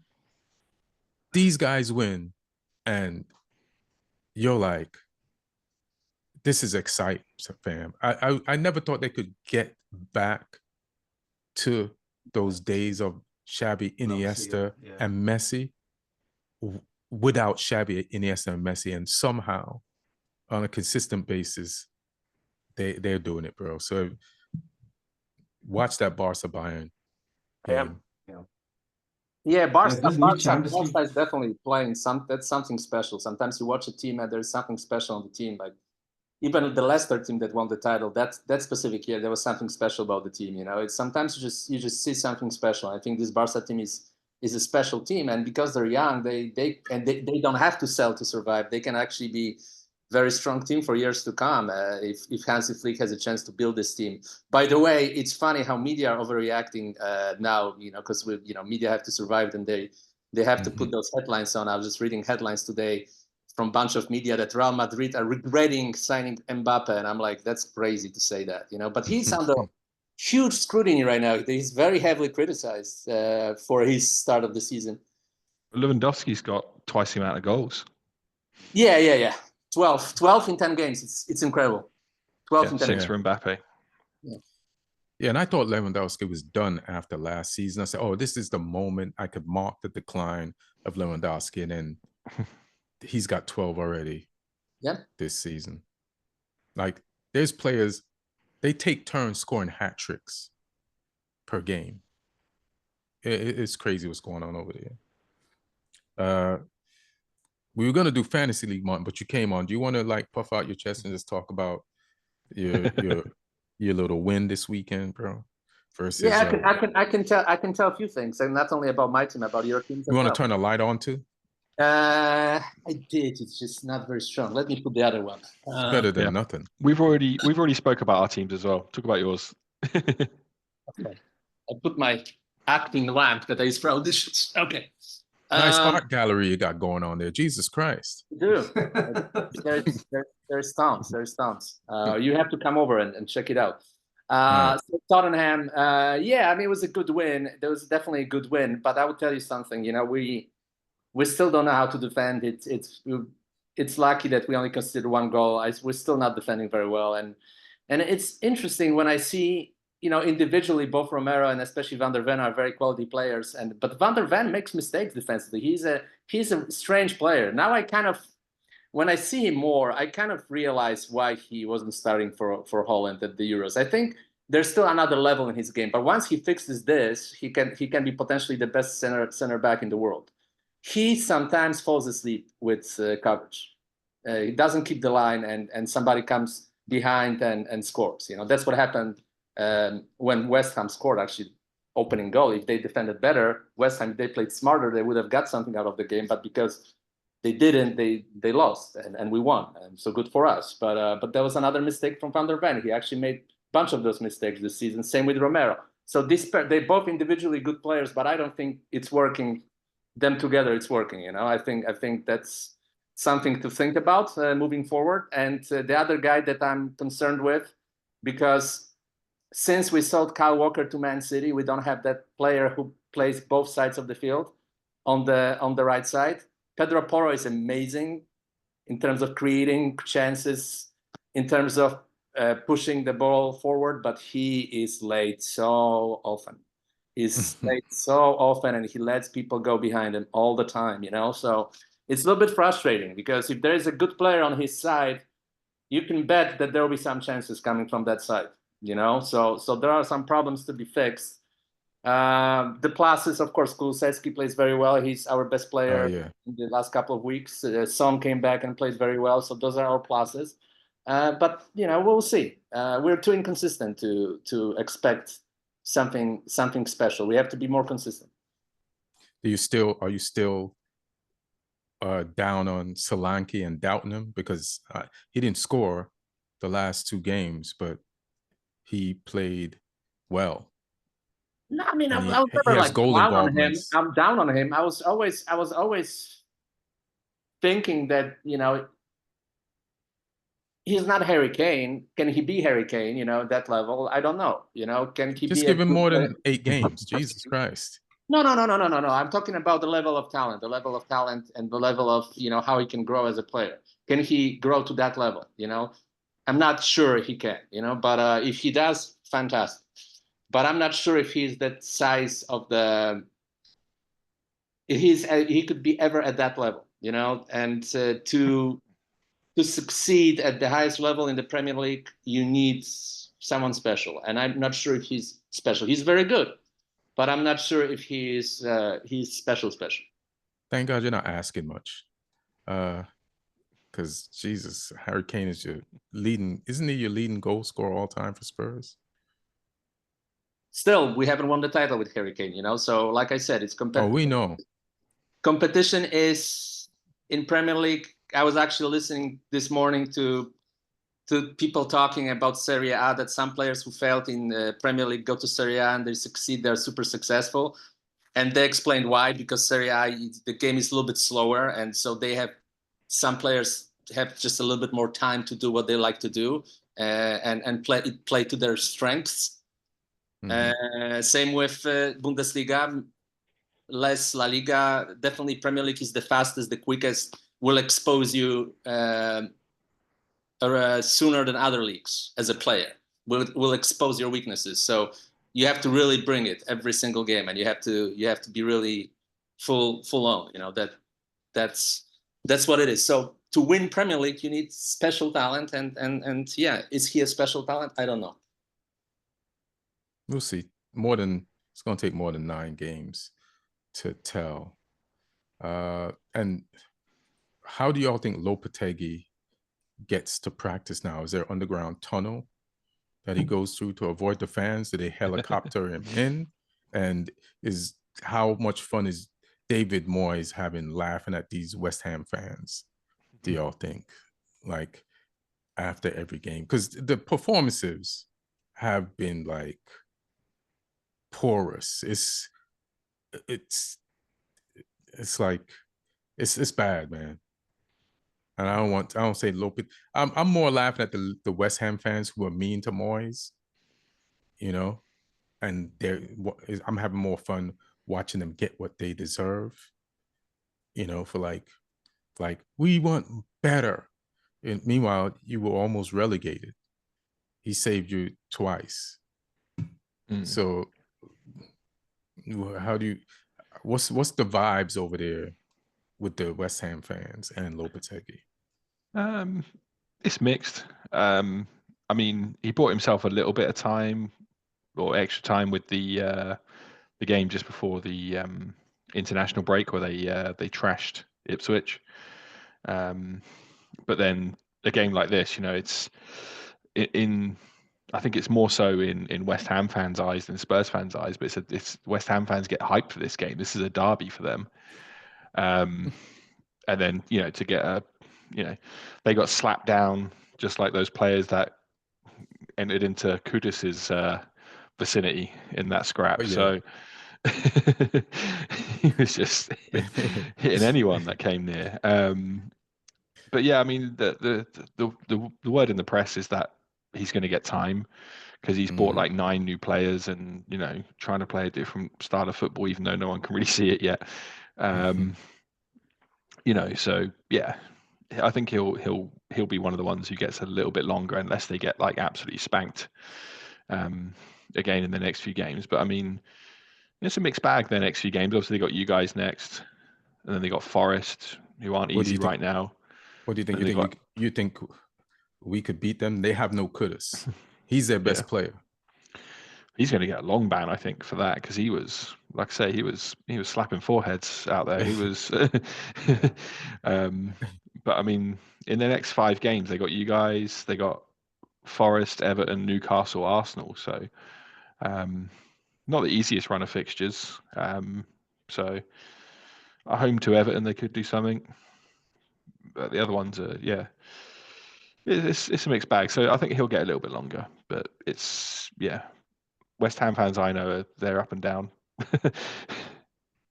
Oh, they're definitely at least paying for their Moyes sins right now for being that Judas against them. I just want to talk about the Kudus thing. Like, eventually the ref was told to give him a red, but I feel like on that one sequence, he earned 4 yellow cards.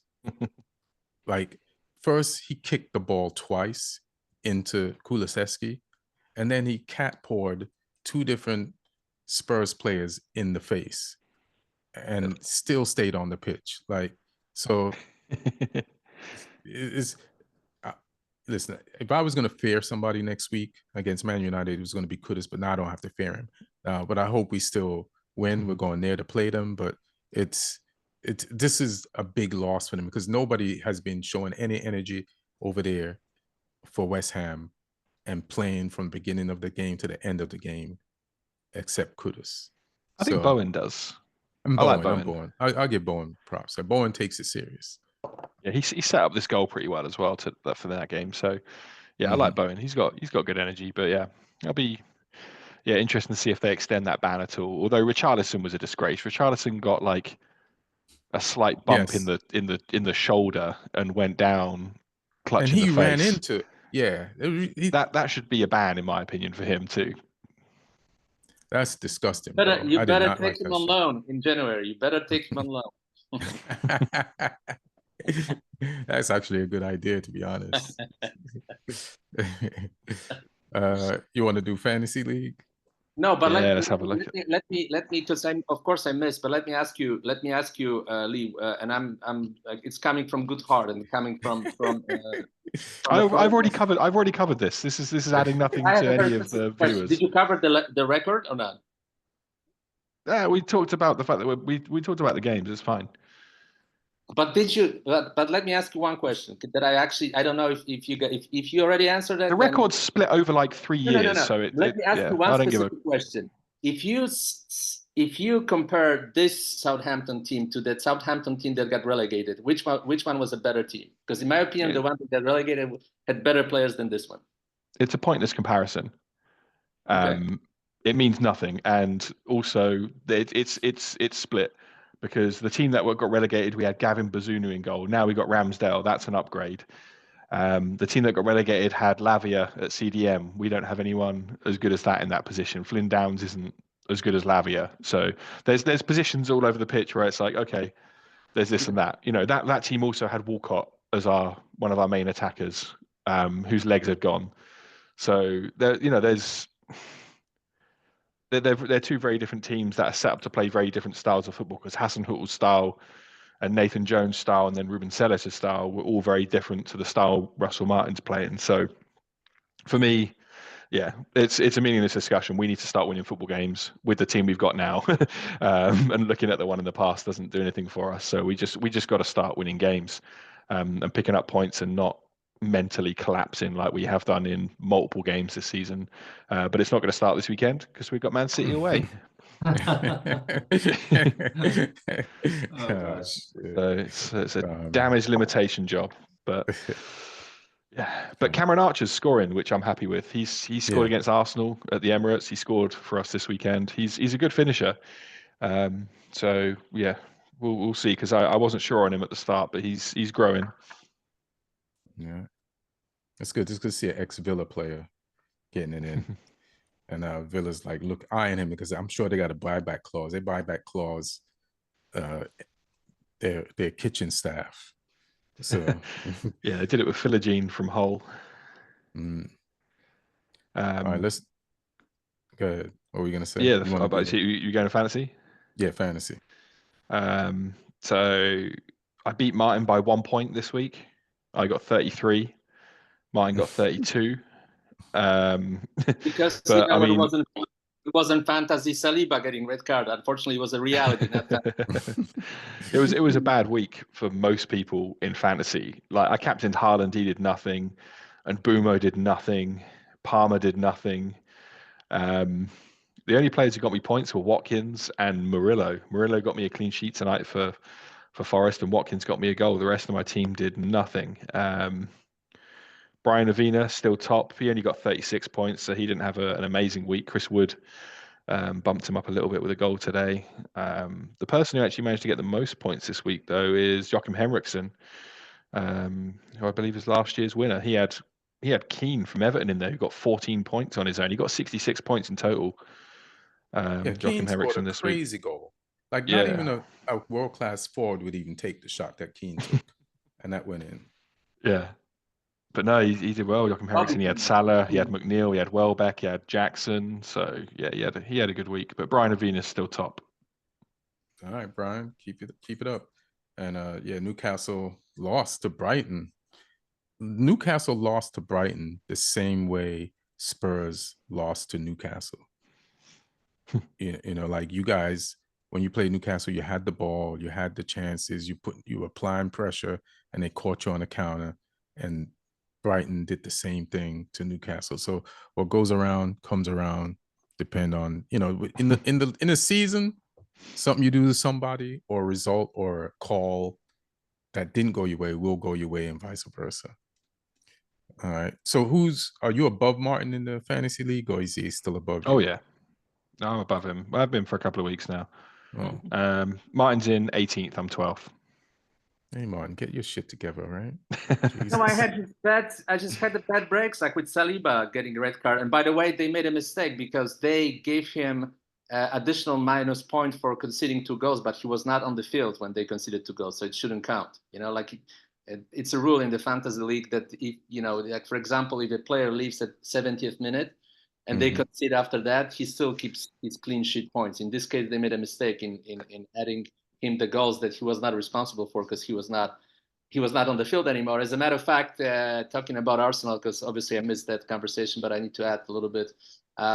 You know, Kiwior made major mistake that led to the goal, and in Polish media they're lamenting over the fact that he had a very, very bad game, and he got an opportunity to play, and he made a crucial mistake, and he got substituted as a substitute player, which is like the worst thing that can happen to a player's confidence if that happens, because that's like a slap in the face, you know. So Arteta apparently was very, very angry with him. And listen, I don't blame Arteta. This game could cost them a title. That's one of those games that when you look back in the season, and the reason why you didn't win a title is, you know, because you lost to Bournemouth in October. Because at the end, City won by 2 points, and that's messed up. And that's what it is. Messed up that Kiwior is getting blamed for Arsenal players losing discipline in 3 games in a row and getting sent off the pitch. But all right, fine. Yeah. You know? All right, guys. Well, thank you all for joining. We did it. We talked about it. We got next week coming up. One thing. What you got, Martin? Did you guys talk about MLS? Oh, we didn't talk about Messi and Inter Miami being they're the regular season champions, and they have the highest point title, 74 points of MLS, any MLS team in MLS history. So first season without Phil Neville, and they broke the record. I was shitting on Phil Neville, but I heard he made the playoffs too. They made the play-ins kind of thing. They didn't make a guaranteed. Oh, Jesus, I should have known. Yeah. So it's like they did okay, but not like very good still. They finished with 3 more points than they did last season, but last season was a disaster for them because they used to be a top MLS team, Portland, and now they're just they're way down in the West. So I think they play. Who is it? MLS stand-ins. So they are playing Vancouver in the playing, because Vancouver finished 8th, Portland finished 9th. So the top 7 get automatic playoffs, and then 8th and 9th have like that playing game. But Vancouver have got former Southampton midfielder Stuart Armstrong, so hopefully he puts an end to Phil Neville's season. Because obviously I am not a fan of that guy. Portland, they finished with 3 more points than they did last season, so he's only marginally improved them.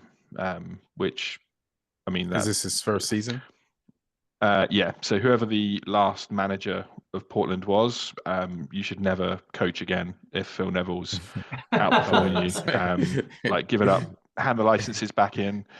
You're done. You're finished. Oh, next episode, we'll see if we find some time to talk about the licenses and how much they cost.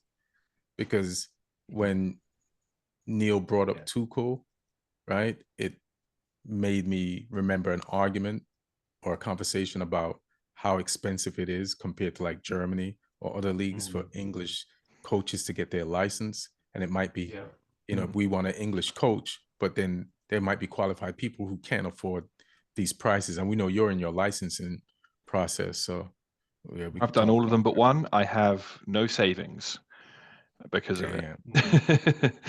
How much which one is it? Is there a $5,000 one or something like that, or do all of them add up? That's just crazy. The pro license is like £13,000.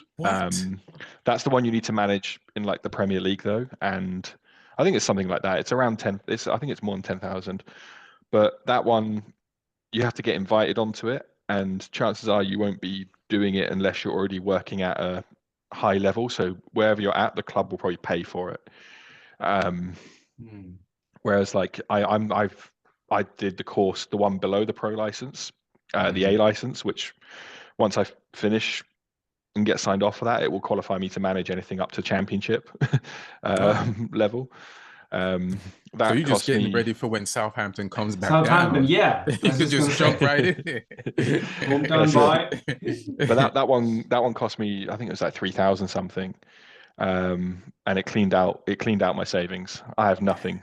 I have nothing now, and I did the course, but like you finish the course and then you have to get like assessed over a period of time in like regular coaching sessions where people can have a look at what you're doing and then go, okay, yeah, you're at the level. So I've done the course, and yeah, it's a long process, that bit though. Damn. And it's ridiculous how it's only expensive in England, because I've seen like Germany and Spain, it's not that expensive. Yeah, the FA have kind of they like have the best coaches. Yeah, the FA have kind of like a monopoly on it here though, because you can only do it with the FA and it's only at the FA headquarters, whereas in Spain there's like third-party companies who are licensed to run the UEFA licenses. So it just makes them a lot more accessible and they're cheaper as a result. So we got a cheap German manager now. You know what I mean? And because all the expensive licensed English managers weren't good enough. I don't even get it. Like, why have the fee? I can't imagine this money it's probably a drop in the bucket for the FA's overall, you know, the amount they make. So what is it like to create a barrier for entry? It seems ridiculous. You probably want the best talent, right? Yeah, I think so a little bit. It's hard to say really, but I mean, like I say, they've got kind of a monopoly on it. And I think it's a resourcing thing as well. Because there's like one course a year and only, you know, a limited amount of people can get on it. And just having the amount of people that are actually qualified to then, because we don't have that many people that are qualified, there's not that many people that are qualified to tutor those courses. And that alone requires quite a lot of work as well for those tutors, because you need to go and watch a bunch of coaching sessions from these candidates at each of their clubs and whatnot. So yeah, there's all this stuff going on. So yeah, every country does it a little bit differently, and there's reasons why some are cheaper, but some are, you know, yeah, it's a whole thing. But the debate, yeah, I knew it was going to rear its head when Tuchel got appointed. But I think it runs deeper than that, than just the amount of qualified coaches. I think it's the Premier League being such a, you know, dominant league in world football means that everyone wants to work in the Premier League. You know, it's not the same as certain other countries where they produce managers to go to these leagues. I think the answer is that more English coaches and managers need to go abroad, which is starting to happen slowly. That's what Phil Neville did. He came to Miami. Yeah. When he gets back, they're going to take away his coaching license. But that's what happens in these other countries. You know, these other countries, the managers come through, they get given chances at clubs because there's not as much money to go and buy in foreign coaches or push foreign coaches, and they get those experiences, and then you know, they once they've got those experiences, they're then attractive to Premier League clubs. So, you know, it's good that more are going abroad. I really like Liam Rossigna, who's at Chelsea's feeder club, Strasbourg in Ligue 1. He's doing some good things over there. He's an English coach. He was at Hull last season in the Championship, and now he's coaching in the top flight in France. So he's a coach I think that's worth keeping an eye on, and I think more English coaches should be doing that. You know, go to Belgium, go to France, go to Netherlands, go to Germany. Like, try and, you know, get in these countries and get a cheap license somewhere else. Not even get the license, but get the experience, so that then a Premier League club wants to come back. It's kind of what Graham Potter did, right, with going to Norway. Sweden, went to Östersunds in Sweden. Yeah. He did. And he took a club through 3 divisions, got them into Europe. And then, but even then, he went from there to Swansea in the Championship. So even then, he didn't even get a Premier League job. He had to sort of work through the next steps. But yeah, I think it's partly a numbers game in terms of the amount of people that are qualified, but also partly that, you know, there's a log jam because of the Premier League and the fact that, you know, everyone wants to work in the Premier League, but then because of that log jam, English coaches aren't going other places, mainly because of an insular nature in terms of learning languages and things like that. So that'll change, hopefully. Yeah, I got a question for Neil. So the number 2 for Tuchel, he's from Chelsea, right? Anthony Barry. He's originally from Wigan. That's where he started his coaching career. Anthony Barry. And Lampard was coaching in the Championship at the same time when Anthony Barry was, you know, Barry was at Wigan, Lampard was at Derby County. So when Lampard got the Chelsea job the next season, I think within the first 6 months, he got Anthony Barry over. And Barry and Joe Edwards were the only 2 people that Tuchel kept when, you know, he took over from Lampard. And since then, he's taken both of them to Bayern Munich. And then Joe Edwards obviously left to, he took over some club in the Championship or League One, right? I think Millwall. And then Anthony Barrett stayed very highly rated. I think right from the beginning, even when we got him, he was really highly rated. I think his career has progressed so far that a coach like Tuchel is like, he's not going anywhere without him, and he's actually now made him number 2. That's pretty good to like. Yeah, that's dope. So we got a number 2. Him and Lampard met on the UEFA Pro license. That was where Lampard made the link with him. Right. Yeah. Right. That's pretty good. So yeah, that could be a way, because I was actually for the longest time thinking that Steve Holland might end up with the England job, because he had so many years, you know, in the backroom staff at Chelsea, at England, you know, essentially being number 2, but that never happened. So maybe Anthony Barry, you know, could be, you know, one day groomed to take over. Or even Lee Carsley, because now we know he doesn't give terrible interviews on purpose. We know he's not a, you know, and we know he's not a snitch. Because they'd already given he already knew. He knows how to hold in information and protect the FA and take one for the team.